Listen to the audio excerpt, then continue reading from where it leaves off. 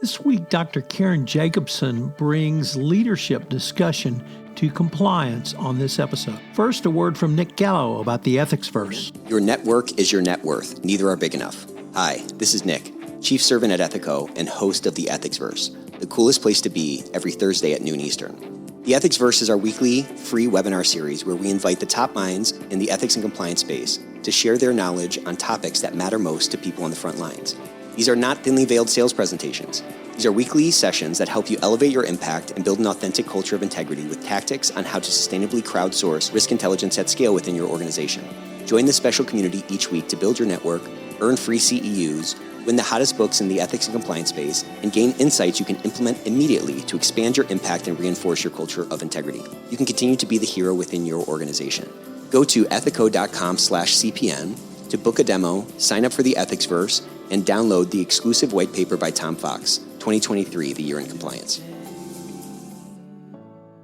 Hello, everyone. This is Tom Fox back for another episode, and you are in for a treat today. Why? Because I'm in for a treat. Because I'm talking to Dr. Karen Jacobson. Dr. Jacobson, first of all, welcome. Thank you so much for taking the time to visit with me today. Oh, thank you for having me on your show, Tom. Karen, you have as varied a background as anyone I have ever interviewed. So could you tell our audience a little bit about your background and where it brought it to you today? And we'll do the short version. And it included starting in New York with a stint of 15 years, which is all of my elementary through military in Israel, then back to New York, and currently located in Arizona. I started off my career as a healthcare provider. I ran chiropractic offices both in New York and in Arizona, and at one point had made a career shift to speaking and business consulting, which is where I am today. My main focus comes from my background, whether it has been from my experiences through war and military, as well as healthcare, and with a little twist of my lessons from being amateur competitive ballroom dancer. I focus on alignment, on team development, and leadership. So one of the reasons I was so intrigued to visit with you, one, because of your background, two, how you focus on behavioral styles, that is not something that gets, frankly, enough play to my primary audience in compliance. So I thought maybe if you could tell us a little bit about that, how you help businesses to understand that and what that might mean for a chief compliance officer or a compliance professional trying to do compliance inside of an organization. Absolutely. And a lot of that comes, Tom, from my personal experience. As soon as you say compliance, I already get the picture of behavior. Somebody who is really great with detail, somebody is great with order follow through, and is also going to be great with administration. And the truth being is that is not me. And the time that I discovered that was when I was in the Army. So when I was in the Army in Israel, originally, it was a time when I had some health challenges, and my original aspirations of becoming an officer did not pan out for a while. They put me in a room in front of a computer with stacks of paperwork, and my job was to prepare and set up the intel that we have received and document it. For those of us that are a little older, will remember the keyhole punchers that were down in the basement transcribing everything so that we can put it and input it onto the old computer systems. And I will say that sitting in a room without windows in front of a computer was never one of my strengths. And it literally led to a breakdown that I had when I was in the service. Fast forward when I started digging into behavioral sciences and understanding how as individuals, our behavior and our skill sets will also affect the position that we're in, the jobs that we can do, and where we can excel. I honestly wish that in the military years ago, they would have run a DISC, a talent test, something to actually see where somebody can fit into their job. And that's what brought me to really digging into organizations and making sure that it's right person, right fit, right skill set, and highlighting those to build a high-performing team. I'm also intrigued by your work as a chiropractor, and I say that as a long-term chiropractic patient, certainly for some acute issues I've had with joints and muscles, but I've also used it as extensive rehabilitation and extensive preventive medicine. So how does your chiropractic work tie into your current work around behavior? One of the areas that really came up as a chiropractor for me is understanding people, not just their behavior that created habits, and some of those habits will affect the way whether it's the way we present ourselves posturally, confidence and posture. We know those are tied together. Work positioning and repetitive movements, those are tied together. So that can tie into the physical challenges. But what that also gave me is a holistic approach to view a problem and diagnose it. So when I go into an organization and I look at a team, I look at the leadership, I look even at whether it's middle management or others, I'll actually come as a diagnostician. And I'll look at what some of the symptoms are that they are showing and what might be the problems behind those symptoms. And when we talk about alignment, one of the areas in chiropractic, which you probably had the opportunity to experience, especially on the wellness level, is that when we remove the interference, there's natural flow. It happens to be in the nerve system, or it will be within an organization. So that alignment is essential with the flow and the function of an organization. And it does cover things like complying. I'm working with an organization right now, which is power and energy, and they're all about following compliance. So the workplace today, one of the challenges is we literally have 5 separate generations, sometimes working in an office, sometimes working remotely, but working together. So I always try to start with a question of how should any business leader think about communicating with their employee base when you literally could have, I suppose you could have 6 generations if you include the greatest generation. I'm a baby boomer, so I've certainly fallen into that. How do you begin to think through the behavioral styles of someone who could be in their 70s, perhaps 80s, and certainly in their teens or 20s? One of the things that Stephen Covey talks about is the aspect of principle in the 5 Habits of Highly Effective People. He talks about principle number 5, first seek to understand and then to be understood. And when I go in, if I'm looking at an organization, one of the things is to understand their dynamics, but the other thing is to listen.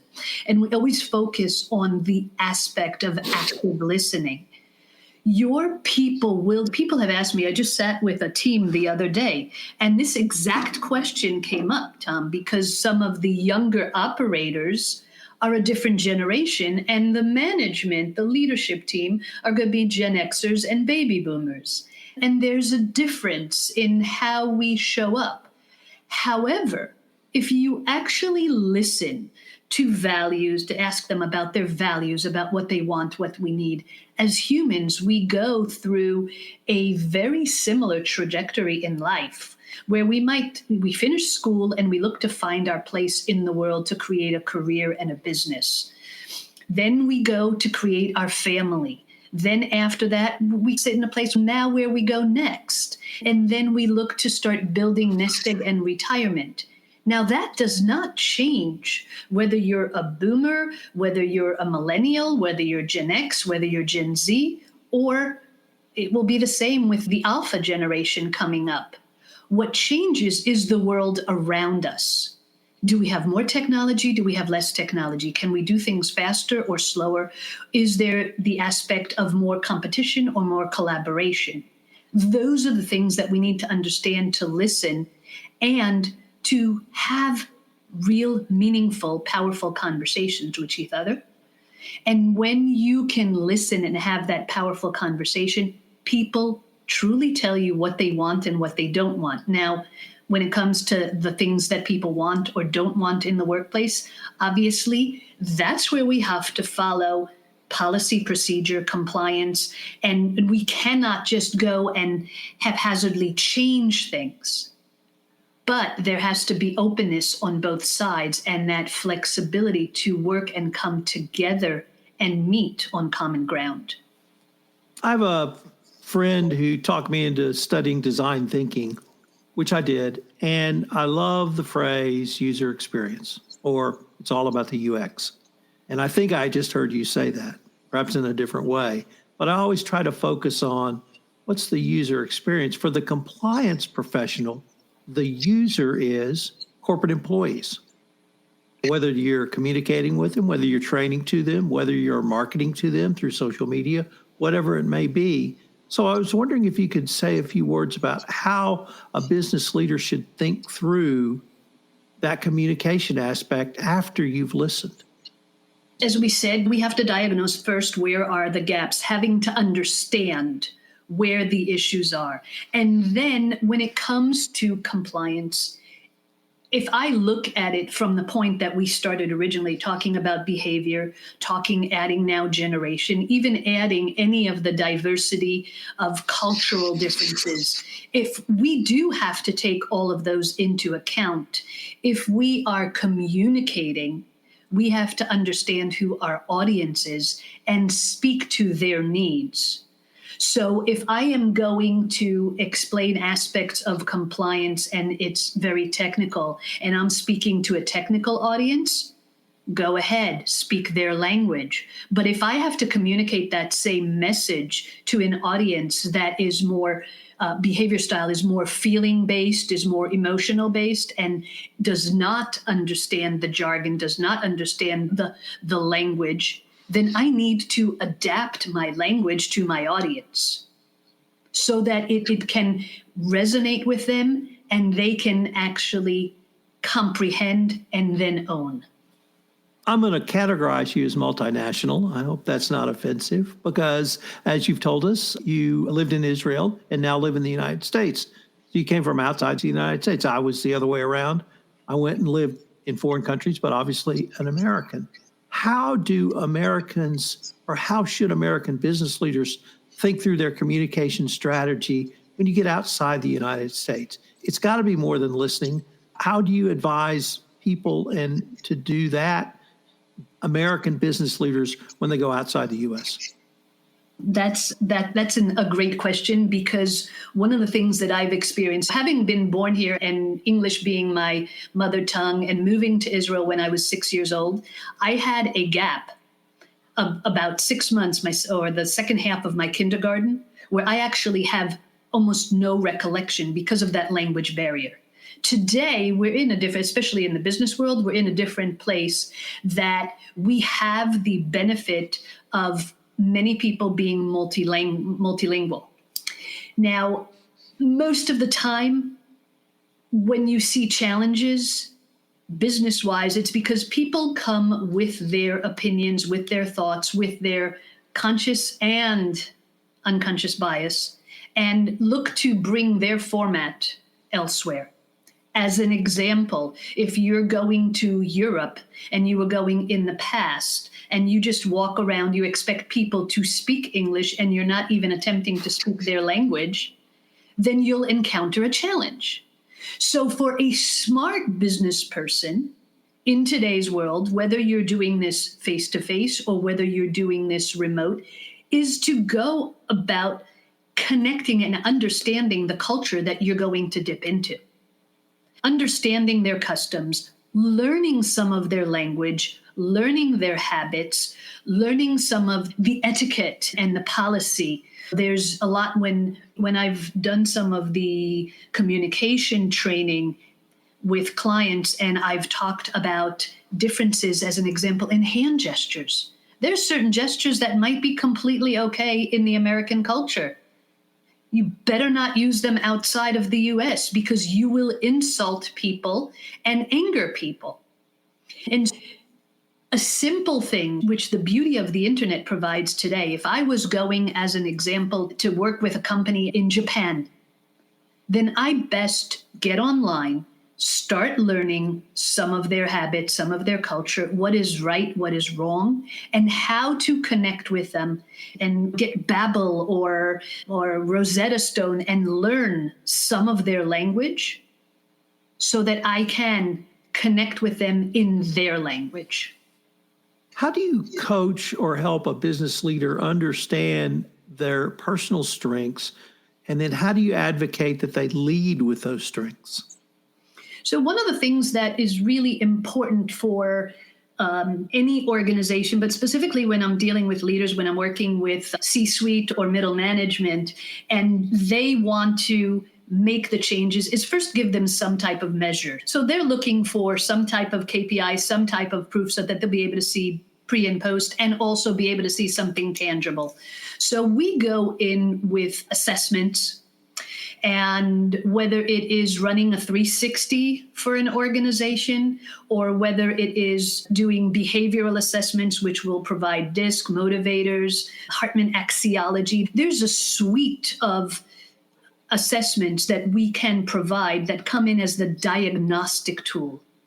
And based on that, we co-create a program that would fit their needs, because that diagnostic will help highlight and elevate their individual skill sets, how they do things, why they do things. And at times, if we're using Hartman or axiology, it will also show how they position themselves, their view of the world. So it really helps them receive a very objective measure of their behavior as well as their skills. Now, based on that, we can coach to specific things.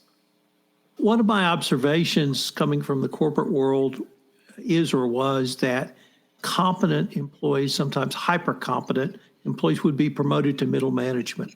And the skills that got them the promotion, their technical competence, it's not that they don't translate into skills for middle managers, but they need an entirely different set of skills. And I'm going to tie that to compliance in the following manner. Most internal reporting is not anonymous whistleblowers. It's not someone picking up the hotline and calling compliance. It's someone going into their boss's office, and that boss is typically middle management, and saying, hey, I saw this, or hey, I'd like to tell you about something, or something worries me. And so a lot of middle managers really struggle with how to intake that, how to get that information to an appropriate decision maker to determine if investigation is necessary. How do you help coach middle manager, or how would you help design a program for a company to give middle managers that skill beyond simply technical competence that may have gotten them the promotion? And what you're talking about specifically today is the old style of promotion based on the Peter Principle. And the fact is that what does not happen in the promotion through the Peter Principle is because we were promoted from within, we still have that mindset of the worker.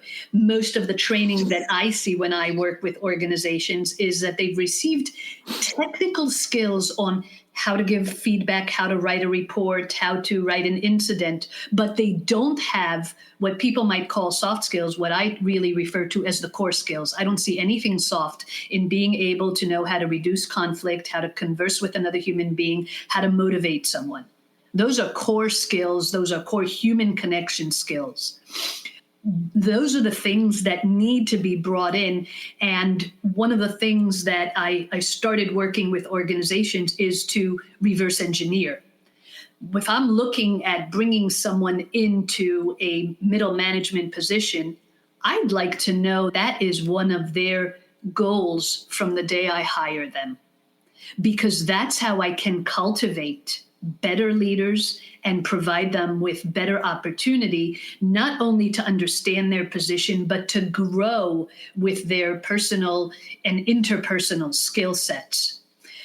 One of the ways to resolve that is create a boot camp for those middle managers. We're working on one of those with one of my clients right now, because that same problem has, not only the same problem has come up, but when somebody is promoted because of their technical skill sets and they still have that technical skill set and aptitude, when there are compliance issues, when there are problems and challenges, their immediate instinct is to go and want to fix things on the ground.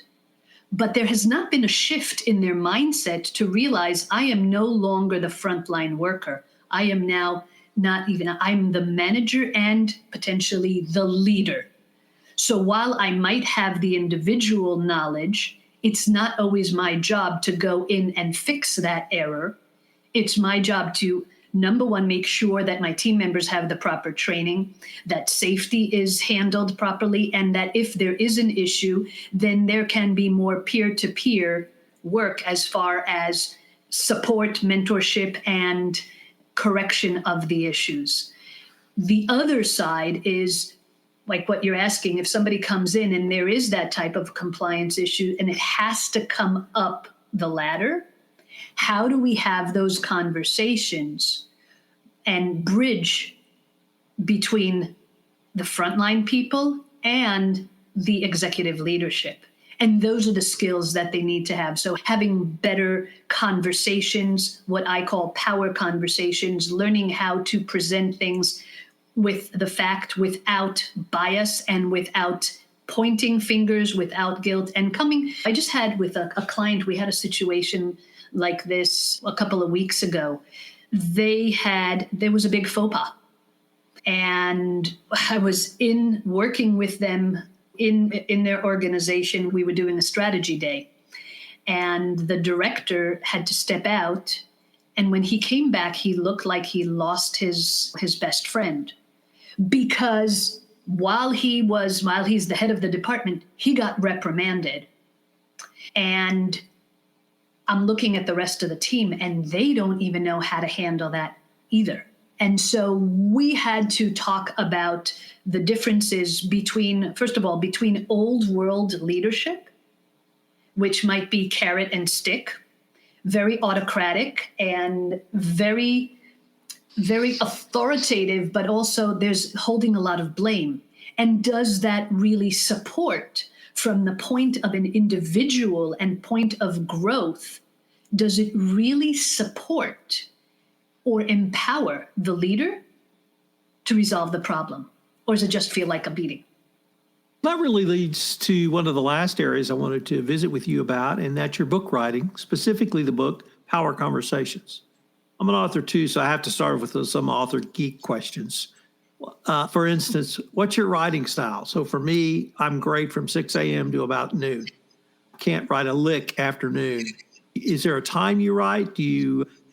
What's your writing process? I have usually I'll have certain thoughts that come in early in the morning, but most of my creative writing is actually later at night when it's really quiet. I can put on some classical or instrumental music and just let my mind drift. I will have at times what I call flashes or insights where things might come up, and I use technology for that and hold a phone handy so that I can dictate something and transcribe it later on. So tell us about Power Conversations. Why did you write it? Who's the audience? And what's been the response? Power Conversation was my first solo book, and it is basically a book of tips on how to communicate, how to behave, whether it's from the minute you shake a hand and want to create a first impression to a lasting connection. And it's all about, it encompasses some of the things that we talked about, which might include the behavior aspects, the generational aspects, how to reduce conflict, how to pull somebody off the cliff, how to interview properly. It is a guide and a handbook it was written originally for middle management and above in order to handle these conversation issues. But I've also I remember having one of my clients said that they gave it as a gift to their teenager because it was something that was helpful for them. It's written in a very easy fashion. There's some exercises in it in some of the areas, but it's short, very specific guides on how to. What would you say has been the response? Have you had any feedback, or maybe the question is, when's the next one coming out? So the next one that is in the works is a guide for the 5 generations. And the outline for that, again, it will be, so the generational program has been in the past one of my leading keynote speeches. And organizations have brought me in anything from a golf club association to marketing associations to travel industry to healthcare. And so in doing the research and understanding the different values, the different approaches that the 5 generations have in each one of those areas, the book is divided as a guide to, again, give information on how the different generations view the world, what their values are in those different arenas, in finance, in family dynamics, at the workplace. And it's a reference book that people can use, especially to answer that question that you were talking about. How do we talk to the different generation? Because the answers will be in that book. Dr. Jacobson, unfortunately, we are near the end of our time for this episode. But before we leave, I wanted to ask you if our listeners wanted any more information on yourself, any of the topics we've touched on, certainly your book, what might be the best place or places for them to go?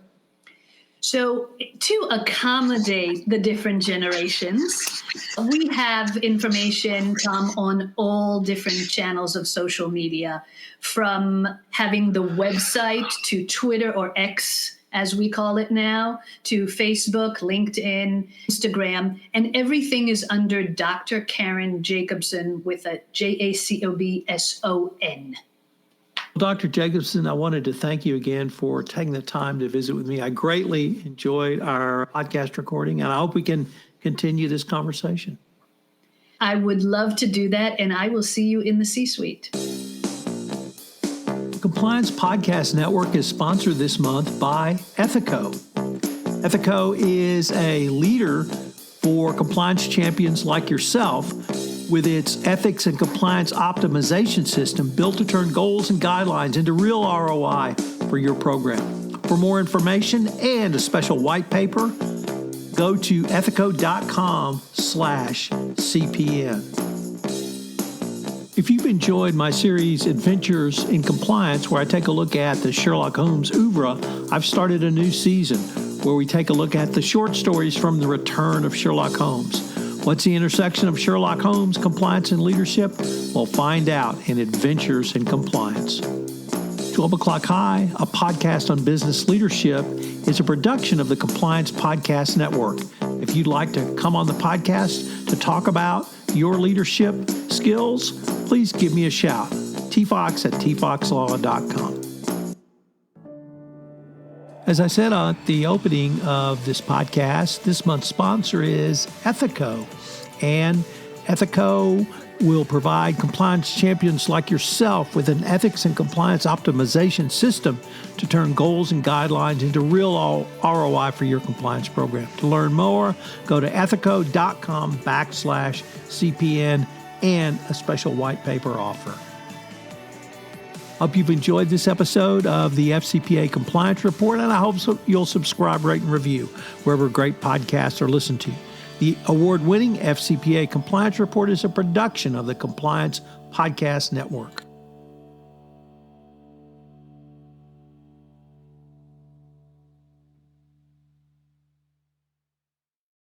This podcast is a part of the C-Suite Radio Network. For more top business podcasts, visit c-suiteradio.com.